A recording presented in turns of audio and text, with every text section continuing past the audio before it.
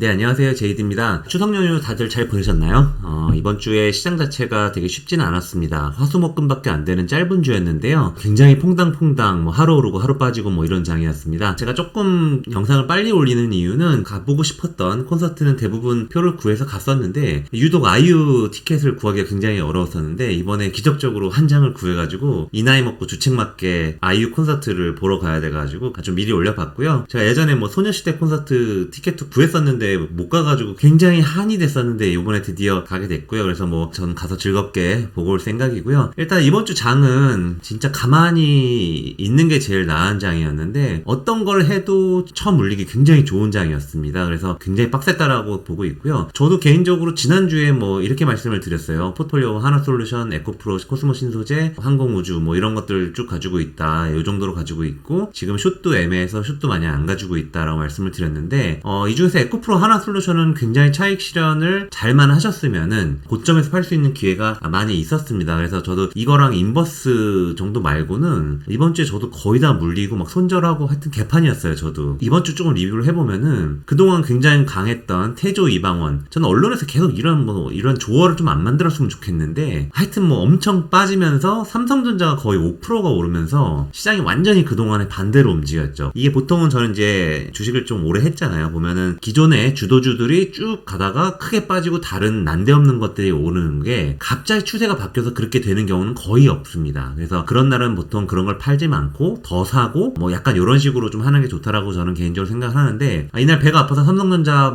한 2%대 사가지고 거의 고점에서 팔고 CPI 발표 직전에 너무 장이 이상하게 올라가지고 저는 조금 인버스를 다시 샀어요. 이제 연휴 때는 인버스가 없었는데 이날 좀 샀는데 마침 수요일날 아침에 딱 눈 떴는데 나스닥이 5%가 받았죠. 엄청 2020년 언제 이후로 가장 큰 폭의 하락을 기록했던 건데 이게 사실 웃기죠. CPI가 전년 대비해서 8.3% 정도가 높게 나왔는데 이제 예상치가 8.1%여서 너무 세게 나왔다고 결국엔 금리 인상을 더 세게 하지 않겠냐 이런 우려 때문에 빠진 건데 사실 이게 엄청난 차이도 아니고 저는 이렇게까지 과하게 움직일 건가 약간 이런 생각도 있긴 합니다만 지금 시장의 심리는 그만큼 안 좋다라는 얘기죠. 그래서 이런 것들은 이제 YOY 전년 대비니까 사실 올해 한 10월 11월쯤 되면은 수치는 분명히 굉장히 낮게 나오기 시작할 겁니다. 그래서 일단 이제 저는 4분기 정도에는 조금 좋은 상황이 오지 않을까라고 감히 그냥 생각은 해보고 있는데 아직까지 너무 성급하게 주식을 바닥을 잡으려고 하는 거는 정말 안 되겠다라고 이번 주에 다시 한번 생각을 했고요. 이제 에너지 가솔린이나 이런 가격은 많이 들으셨겠지만 많이 빠졌지만 주거비랑 음식료 이런 게 굉장히 높게 나왔습니다. 그래서 저도 인버스를 그 전날 좀 사긴 했지만 어쨌든 전체적으로 손실을 보는 걸 막지는 못했던 거고요. 그래서 일단 9월 FOMC까지 보면은 불안한 분위기는 계속 될 것 같아요. 그래서 조금 75bp는 거의 확실한 상황인 거고 지금 분위기 자체는 100bp 이게 1%인데 미국 기준금리를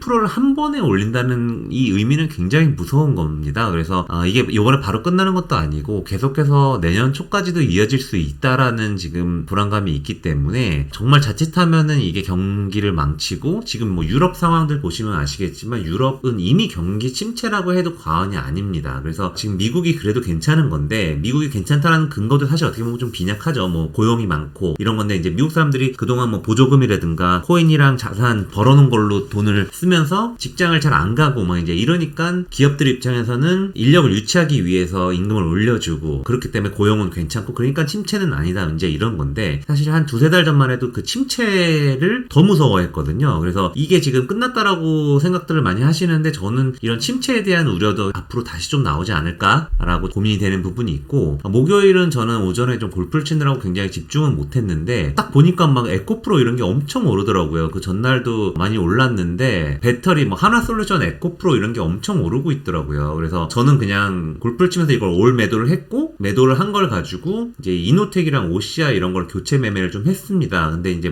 오늘 완전 다 손절했어요. 오늘 완전히 이게 다 실패해가지고 다 손절을 해버리는 상황이 됐는데 일단 주가가 너무 와리가리 해가지고 하루 엄청 오르고 하루 엄청 빠져가지고 굉장히 어려운 상황이다라고 보시면 되고요. 이런 차트 좀 보셨을 거예요. 보통은 이게 이제 미국 10년물 채권이랑 2년물 채권 이제 채권 스프레드를 나타내는 건데 여기 글씨 작아서 잘 안 보이시겠지만 이 기준선 밑으로 간 게 지금 2022년까지 포함해서 3번인데 이때가 닷컴 버블 때고 요때가 리만 사태 때고 지금이 그 역전 상황입니다. 그래서 이게 지금 굉장히 이런 현상은 이례적인 거고 이럴 때마다 거의 경기 침체급의 위기가 왔기 때문에 시장에서는 이걸 굉장히 불안해하는 상황이고요. 이거 뭐 매크로적인 해석은 뭐 많이들 들어보셨을 거예요. 그래서 저는 그냥 단순한 현상을 가지고 조금 조심해야 되는 국면이다라는 단순한 결론을 조금 전달을 드리고 싶고요. 많이들 보고 보시는 건 사실은 10년물 뭐 이런 건데 10년물이랑 2년물이랑 비교한 건데 이때도 똑같죠. IT 버블 때 이랬고 서프라임 때 한번 이랬고 제 기억에 뭐 2019년인가 이때 한번 살짝 닿았다가 이제 연준이 쫄아가지고 금리 다시 내리면서 반등을 했고 코로나 때 뭐 이제 이러면서 반등을 해버렸는데 이게 지금 다시 밑으로 쳐받고 있는 상황이고요. 다만 너무 공포스럽게 느끼실 필요는 없는 게 이미 뭐 미국 지수도 보시면은 이게 나스닥인데 뭐 보면은 이미 작년 11월을 고점으로 해가지고 11월 정도를 고점으로 해가지고 나스닥도 이미 조정을 많이 받았기 때문에 방금 이런 리스크들은 이미 주식시장이 제일 빠르기 때문에 먼저 반영을 좀 했다라고 해석도 할 수 있어요. 더 크게 작살이 날 거다라는 근거는 사실 뭐 저는 딱히 없다라고 보고 있습니다. 그래서 시장에서는 사실 지금 보면은 레이 달리오 아시죠? 뭐 전 세계에서 가장 유명한 헤지펀드 투자자이기도 한데 완전 그루로 이제 알려진 분이죠. 근데 뭐 기준금리를 4.5%에서 6%까지 올려야 된다. 굉장히 부정적으로 이렇게 올리면은 뭐 주가 지수가 앞으로 추가로 뭐 엄청 더 빠질 거다. 뭐 이런 얘기를 공포를 좀 자아내고 있는데 사실 제가 드리는 말씀은 이런 너무 공포 분위기를 너무 공포스럽게 느끼실 필요는 없지만 또 이런 분들을 너무 무시할 수는 없는 게 아닌가. 그 정도 말씀을 드리려고 하는 거고요. 우리나라 환율 얘기들을 많이 하시는데 제가 여기에 달아놓은 주라기의 세상을 보는 창이라고 굉장히 유명한 네이버 블로거세요. 그래서 주식 꽤나 좀 한다는 사람들 사이에서는 굉장히 유명한 분인데 이분이 어쨌든 되게 재밌는 해석을 하셨더라고요. 환율에 대한. 저는 그냥 환율이 너무 이제 안 좋아가지고 그냥 안 좋은 게 아닌가, 이게 너무 금융위기 오는 거 아닌가라고 생각을 했는데 그냥 간단히 말씀드리면은 지금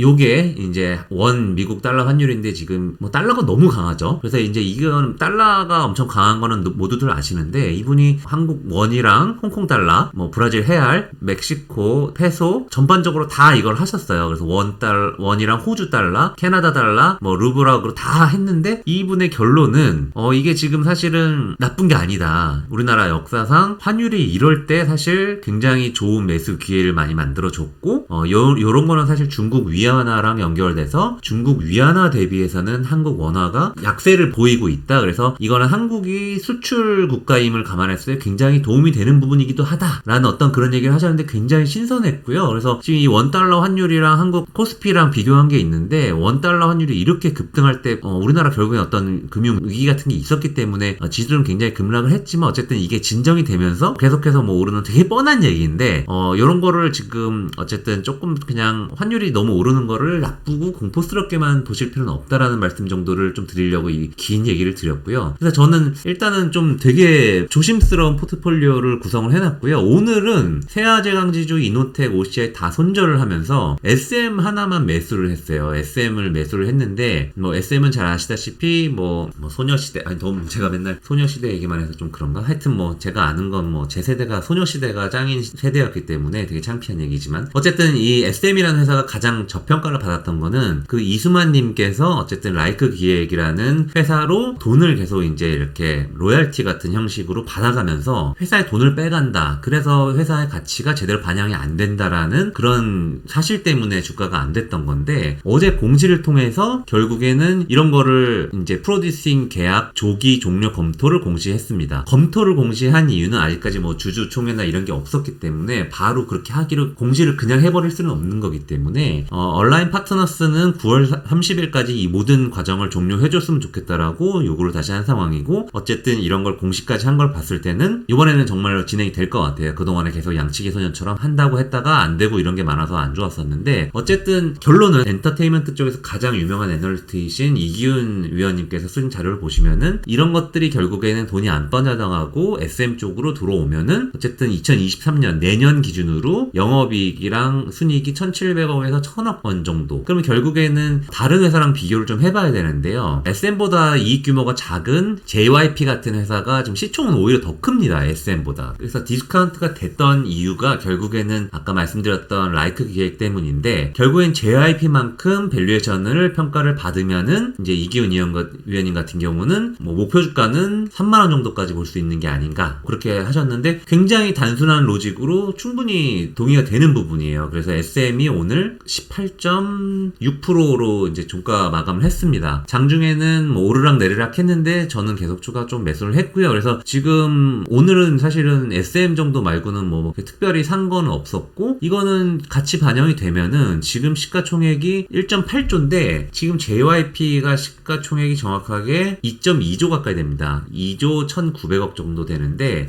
최소한 2조 5천억 정도는 보면서 갈 수 있는 그림이 아닌가. 무슨 갑자기 딴 얘기가 나오지 않는 조건에서 말이죠. 그래서 SM 같은 주식을 최근에 조금 오늘 뭐 올라가지고 좀 자리가 부담스러울 수는 있지만 사실은 전체적으로 크게 봤을 때 뭐 그렇게 부담스러운 자리도 아닙니다. 그래서 SM 같은 거는 전고점이 한 9만원쯤 되고 중간 고점이 한 8만 1,000원쯤 되는데 중간 고점을 뚫고 최고가 트라이를 한번 하지 않을까라고 상상을 좀 해보고 있습니다. 그래서 오늘 벌써 수익을 조금 내면서 시작을 했기 때문에 깔끔하게 시작을 했고요. 계속 말씀드렸던 에코프로가 이번 주에 뭐 좋았어요. 사실 추석 전에도 되게 좋아가지고 완전히 최고의 주도주의 모습을 보여주고 있는데, 저는 어제 운 좋게 그냥 잘 팔았고 오늘 운 좋게, 제 입장에서 운 좋게 3%가 빠진 건데, 다시 뭐 5일선이나 10일선 정도로 조정을 받으면은 이게 굉장히 실적이 확 달라지는 리레이팅 구간에 있기 때문에 에코프로 같은 종목은 주봉으로 봐도 거의 최고가 근처에 와 있습니다. 그래서 이런 역사적 신고가를 자랑하는 종목들은 쉽게 그냥 버리시면 안 돼요. 그래서 의미있게 뭐 다음 주에 혹시 조정이 와가지고 또 빠지면은 저랑 같이 좀 매수를 하시면 좋을 것 같고요. 하나솔루션도 저도 뭐 어제 또 오늘 6% 빠졌는데 어제 운 좋게 팔았는데 진짜 그냥 운이에요. 제가 어제는 그냥 놀면서 그냥 막 올라가지고 뭐 판단할 겨를이 없어서 그냥 팔아버렸는데, 어쨌든 사실은 오늘 정석적으로는 오늘 다시 사야 되는 자리였는데 조금 전체적인 시장이 불안해서 저는 사진 않았습니다. 다음 주에 조금 혹시 더 기회를 주면은 다시 한번 접근을 해보려고 하고 있는 거고요.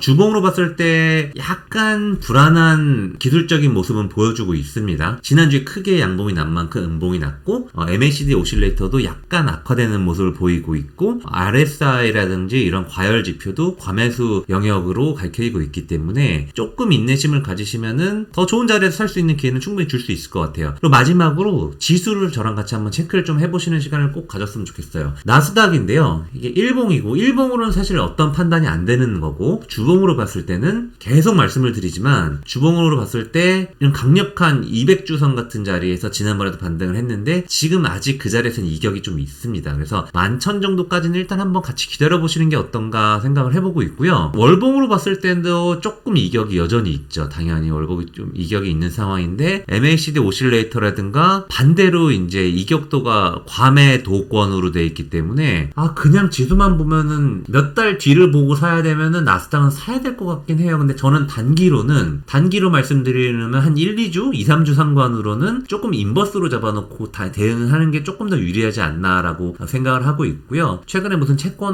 미국 채권왕 누가 나와서 뭐 S&P 뭐 3,000까지 갈 거다라고 말을 했는데, 3,000이 어느 지점이냐면 지금 주봉인데요. 3,000이 뭐 한 요 정도입니다. 근데 이분이 뭐 사실 글쎄요, 이게 기술적으로 보시고 얘기한 건 아니겠지만 3,000이라는 근거는 기술적으로 아무 찾아볼 수 없는, 전혀 뭐 근거가 없어요. 사실 뭘 근거로 했는지 모르겠어요. 여튼 간에 3,500 정도까지는 조정을 받을 수도 있다. 그래 보인다. 그럴 수 있어 보인다라고 저는 개인적으로 지금 판단을 하고 있고요. 한국 지수도 좀 마지막으로 살펴보겠습니다. 이게 참 부정적인데, 이 코스피입니다. 코스피 주봉인데 이런 강력한 지지를 못 받고 지금 하회하고 있어요. 하회하면은 이런 강력한 지지선이 저항선이 돼버리면은 계속 하회를 하는 국면이 될 수 있기 때문에 꽤 오랜 기간 동안에 뭐 이런 구간이 될 수 있겠죠. 꽤 오랜 1, 2년 동안에 부진한 자리가 될 수도 있기 때문에 조금 조심을 해야 되는 국면이다라고 저는 일단 보여지고요. 코스닥도 한번 보시면은 코스닥은 뭐 크게 다르지 않아요. 코스피랑 크게 다르지 않은데 반등을 200주선 정도까지 계속 트라이를 하겠지만 계속해서 찍혀 눌려서 지지부진한 장세가 이어질 거다라고 판단이 되고 있고요. 뭐 월봉으로 봐도 조금은 더 조정을 받아서 600 중반 정도까지 돼야 조금 공격적으로 매수를 할 수 있는 타이밍이 되지 않을까라고 보고 있고요. 삼성전자가 그나마 오늘 지수가 크게 안 빠졌던 거는, 오늘 코스닥은 1.5% 가까이 빠졌는데 이제 코스피는 0.8%밖에 안 빠졌는데요. 삼성전자가 이렇게 올랐기 때문에 가능했던 일입니다. 근데 어쨌든 삼성전자 차트도 보시면 코스피랑 당연히 다르지 않습니다. 코스피랑 다르지 않은 게 정말 중요한 자리를 삼성전자가 깨고 있어요. 지금 너무너무 부정적인 월봉도 깨고 있고 주봉도 지금 거의 4주 연속 큰 음봉을 만들면서 삼성전자 역사상 이렇게 부정적인 차트를 만들었던 거는 몇 번 없었던 것 같아요. 뭐 기간으로 치면 2018년에 한 번 이랬던 거고, 조금 긴 시계열로 보면은 그쵸, 2018년 이때가 제일 좀 심했던 것 같고, 글쎄 13, 14, 15 이때는 그냥 박스권이었던 거고, 그래서 이게 지금 삼성전자 최근의 역사상 2000년도 이후로 이때 뭐 리만 땐 빼시죠. 리만 땐 빼고 보면은 어느 정도 정상적인 금융 상황에서 보면은 삼성전자가 지금 너무 부정적인 모습을 보이기 시작해서 저는 이거를 지지할 거다라고 계속 말씀을 드렸잖아요. 근데 물론 뭐 다음 달에 막 급등해서 뭐 지지가 될 수도 있어요. 분명히 그럴 수도 있는데 지금 이 현상만 봤을 때는 조금 전체적으로 한국 지수가 되게 불안정할 수 있다. 그래서 삼성전자도 그렇고 당연히 SK 하이닉스도 똑같은 종목이기 때문에 너무 부정적으로 깨지고 있죠. 그리고 대표 주식인 그나마 LG 에너지 솔루션이 버텨주고 있죠. 엄청 좋아요. 외국인 수급이 되게 좋았고 계속 사요. 근데 사실 에너지 솔루션도 뭐 시가총액이 이렇게 높은데 120조 뭐 이런데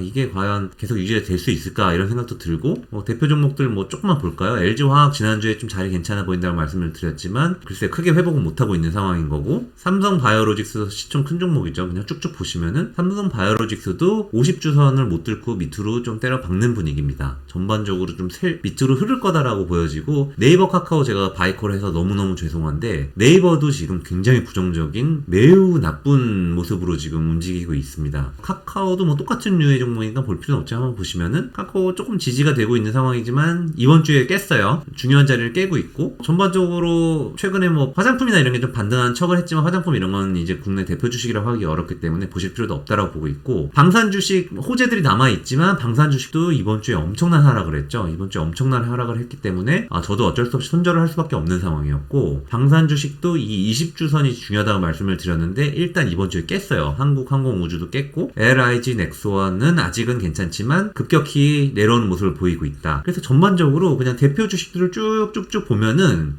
뭐를 사서 강력하게 가져가야 되지? 했을 때 딱히 답이 안 보이는 것 같아요. 저 같은 경우는. 그래서 뭐 태양광 주식 이런 거는 계속하고 배터리 주식 좀 일부 하겠지만 추석 전부터 보수적으로 스탠스를 짠다로 말씀을 드렸는데 계속 보수적으로 볼 수밖에 없는 어떤 그런 시장 환경이다라고 보시면 될 것 같고요. 주식을 사고 싶으시면은 무조건 아직은 방산, 그리고 배터리 중에서도 에코프로랑 뭐 이런 포스코 케미칼 이렇게 강력하게 주도주 역할을 해주고 있는 쪽에서 놓으셔야지, 어설프게 좀 많이 밑에 빠져있다고 사시면은 계속해서 질질 흐르면서 목이 쫄리는 장세에 당하실 수밖에 없다라고 저는 보고 있습니다. 그래서 전체적으로 조금 보수적으로 현금을 좀 가지시고 9월 10월은 지켜보시면서 갔으면 좋겠고요. 저는 그래서 뭐 인버스를 이번 주는 한번 살지는 않고 있어서 나스닥 인버스 이런 건 벌써 뭐 수익이 뭐 7%인가 8%까지 나고, 그러니까 이런 식으로 막으면은 정신이 맑아집니다. 내가 하락장에서도 돈을 벌 수 있다는 생각을 하기 시작하면 사람이 다양하게 섞어서 할 수 있기 때문에 지수 인버스랑 현재는 SM 정도만 좀 유의미하게 가지고 있고, 다음 주에 뭐 한화솔루션이라든지 에코프로 같은 게 혹시 조정을 다시 주면은 다시 살 생각입니다만 지금은 없는 상황이고요. 그래서 저는 주식 비중 자체가 지금 굉장히 축소가 되어 있는 상황이고, 주식 없는 상태로 앉아서 하루 종일 이걸 관찰하는 게 너무너무 저도 힘든데 어쨌든 이렇게 힘들 때 관찰을 해놔야지 반등할 때도 살 수 있습니다. 그래서 제가 오늘은 조금 길게 찍은 이유가 뭔가 조금 조심을 진짜 좀 해야 될 것 같은 느낌이 있어가지고 이런 말씀을 드리는 거고요. 다만 저도 이렇게 강조해서 조심해야 된다고 말씀드리고 있고, 전 세계 글로벌 펀드 매니저들의 현금 비중이 가장 높은 시기라고 지금 해요. 지금 뭐 역사상 그런 건지 뭐 최근 몇 년간인지는 제가 정확히 기억이 안 나는데, 그 얘기는 또 반등을 할 때는 다들 모든 투자자들이 현금이 굉장히 많은 상황이기 때문에 반등을 할 때는 굉장히 빨리 튀어오를 수도 있는 시장 환경이다. 이 점만 꼭 염두에 두셨으면 좋겠고요. 차분하게 잘 대응을 하시면은 큰 손실 없이 약간씩 수익을 낼 수는 있는 장세는 분명합니다. 그래서 같이 저랑 매주 이걸 공부를 하시면서 좋은 수익 내셨으면 좋겠고요. 주말 시작인데 즐거운 주말 보내셨으면 좋겠습니다. 네, 시청해주셔서 감사합니다.